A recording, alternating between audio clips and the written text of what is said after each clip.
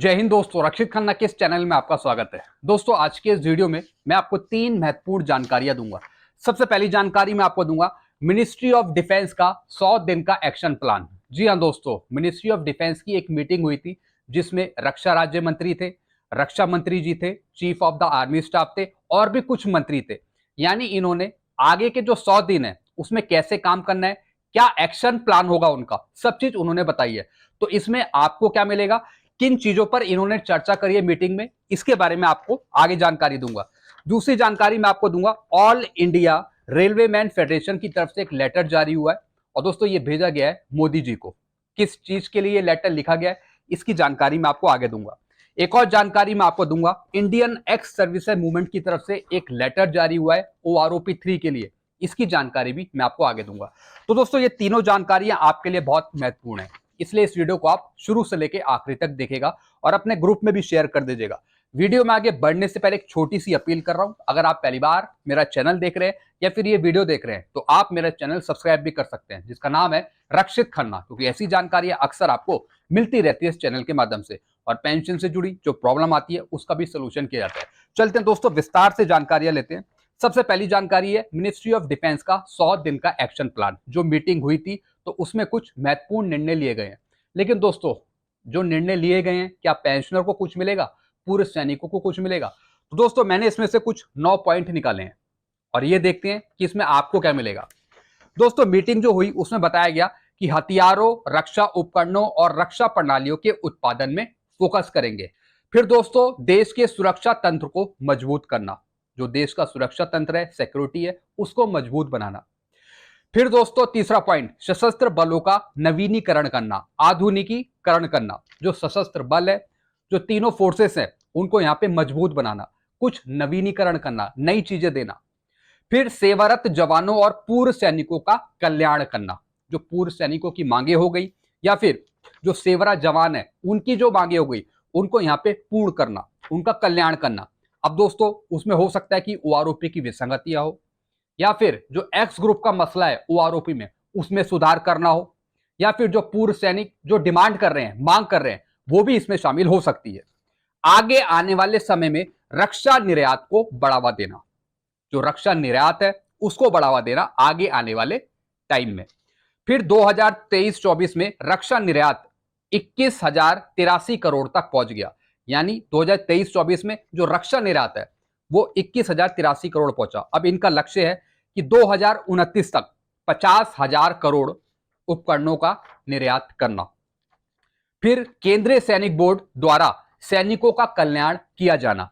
जैसा आपको पता है केंद्रीय सैनिक बोर्ड कुछ ना कुछ अनुदान देती रहती है, कभी आपके बच्चों के लिए या फिर आपके लिए। तो दोस्तों KSB द्वारा आपको आगे भी कुछ अनुदान मिलेंगे, कुछ फायदे मिलेंगे। फिर दोस्तों मीटिंग आयोजित करेंगे रक्षा मंत्रालय की प्रमुख योजनाओं की प्रगति के लिए। देश को सिक्योर कैसे करना है तो इस पे जो MOD है वो लगातार मीटिंग करती रहेगी आगे। फिर दोस्तों अग्निवीर भर्ती योजनाओं की चिंताओं को बारीकी से देखना, जो अग्निवीर में जो प्रॉब्लम्स चल रही है उसको भी बारीकी से देखेंगे। हो सकता है कि इसे खत्म ना करके इसमें कुछ सुधार कर दिया जाए, जैसे कि पीरियड बढ़ा देना और जो एक्स ग्रेशिया अमाउंट है उसको यहां पे बढ़ा देना। तो इस योजना का उद्देश्य पेंशन और वेतन पर होने वाले खर्च को कम करना था। जी दोस्तों, अग्निवीर जो स्कीम लाई थी वो इसी वजह से लाई थी कि जो बजट है जो पेंशन का वो कम हो सके, क्योंकि अगर पूरा बजट दे देते, अगर पूरी पेंशन दे देते तो फिर सरकारी खजाने में कमी आ जाती। तो अग्निवीर लाए इसलिए 4 साल का जो पीरियड रखा वो इसलिए रखा कि आपको ज्यादा पेंशन ना देना पड़े या फिर आगे चलकर फैमिली पेंशन ना देना पड़े। तो दोस्तों अग्निवीर इसी के लिए लाए ताकि आपको ज्यादा पेंशन या फिर ज्यादा कुछ देना ना पड़े भारत सरकार के द्वारा। दोस्तों ये गलत है, अग्निवीर खत्म होनी चाहिए। स्कीम जो है ये अच्छी स्कीम नहीं है। तो दोस्तों ये मीटिंग में कुछ पॉइंट उठे थे और हम ये उम्मीद करते हैं कि जो ये मीटिंग हुई है इसमें आपके वेलफेयर से जुड़ी चीजों पर ध्यान दिया जाए, चाहे वो OROP की विसंगतियां हो, चाहे फिर वो OROP 3 हो। फिर दोस्तों अगला लेटर है all India railway man federation की तरफ से, और दोस्तों ये लेटर लिखा गया 11 जून 2024 का ये लेटर है, जिसमें दोस्तों ये एड्रेस करा है प्रधानमंत्री मोदी जी को। और ये लिखा किसने है दोस्तों, ये लिखा है all India railway man federation के जो जनरल सेक्रेटरी हैं शिवा गोपाला मिश्रा जी, उन्होंने लिखा है। दोस्तों जैसा आपको पता है कुछ दिन पहले उन्होंने एक और लेटर लिखा था सेक्रेटरी को लिखा था भारत सरकार के कि जो 8वां पे कमीशन है उसको लागू किया जाए। एक और इन्होंने लेटर लिखा है, लेकिन अब ये ऑल इंडिया रेवलीमेंट फेडरेशन की तरफ से लिखा गया।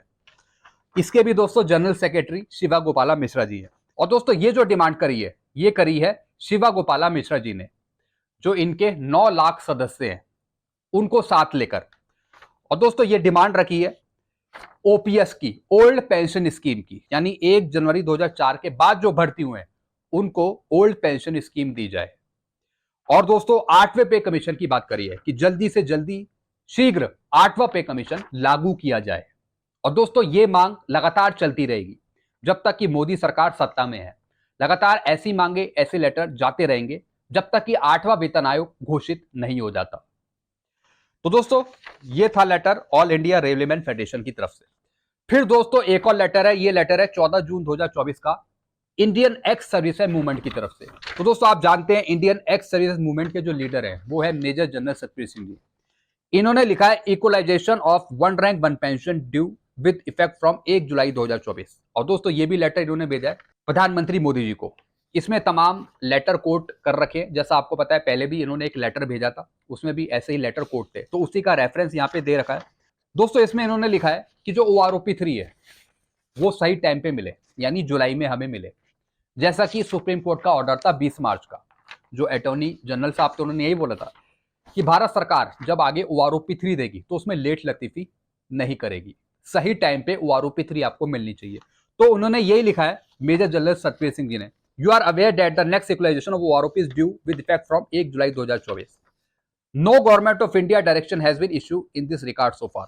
भारत सरकार की तरफ से अभी इस पर कुछ सोचा नहीं जा रहा OROP 3 पर। और दोस्तों ये लिख रहे हैं कि सुप्रीम कोर्ट का जो ऑर्डर था 20 मार्च का, उसके तहत भारत सरकार को OROP 3 देनी है जुलाई में ही ड्यू है आपकी OROP 3। और इसमें यह लिखा है बिना कुछ देरी करे गवर्नमेंट OROP 3 लागू करे 1 जुलाई 2024 से। और इसके बारे में कुछ रिस्पॉन्स दे भारत सरकार, क्योंकि अभी भारत सरकार इस पे अभी फिलहाल कोई तैयारी नहीं कर रही है OROP 3 पे, ना ही PCDA की तैयारी है, ना ही अभी CDA की तैयारी है। तो इन लेटरों के बेस पर यह कहा जाएगा कि भारत सरकार जल्दी से जल्दी OROP 3 दे आपको। एक तो दोस्तों ये OROP 3 की डिमांड थी इंडियन एक्स सर्विसेज मूवमेंट की तरफ से।